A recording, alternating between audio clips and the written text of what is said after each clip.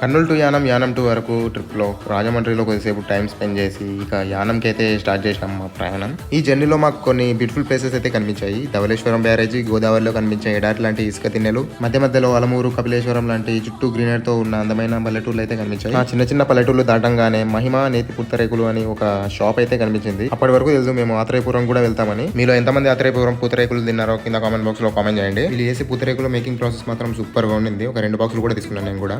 Taste మాత్రం ever green గా ఉంది. ఆత్రేయపురం పూతరేకులు అని పేరు ఎందుకు వచ్చిందో ఇప్పుడు అర్థమైంది నాకైతే. ఇక ఆత్రేయపురం నుంచి యానంకి మా జర్నీ అయితే స్టార్ట్ చేసినాము. ఇక మేము చూడాల్సిన ప్లేస్ అయితే రానే వచ్చింది. యానంలో మేము చూడాల్సిన ప్లేసెస్ లో రాజు బీచ్ మాత్రం సూపర్ గా ఉండింది ప్లేస్ అయితే. ఈ ప్లేస్ లో చాలా సినిమా షూటింగ్స్ అయితే జరిగాయంట. యానంలో నేను ఇప్పుడు చూపించే ప్లేస్ లో ఎంతమంది బోట్ రైడింగ్ చేశారో కింద కామెంట్ బాక్స్ లో కామెంట్ చేయండి. ఈ boat riding per head 150 rupees. నేను మా ఫ్రెండ్స్ అయితే బోట్ రైడింగ్ అయితే చేశాను. యానంలో మేము చూసిన బ్యూటిఫుల్ ప్లేసెస్ లో ఈ గోదావరి నదిలో బోట్ రైడింగ్ మాత్రం ఎక్సలెంట్ గా ఉంది. మీరు యానంకి వస్తే ఈ రాజు బీచ్ ప్లేస్ మాత్రం అస్సలు మిస్ అవ్వకండి. వీడియో నచ్చితే లైక్ చేయండి.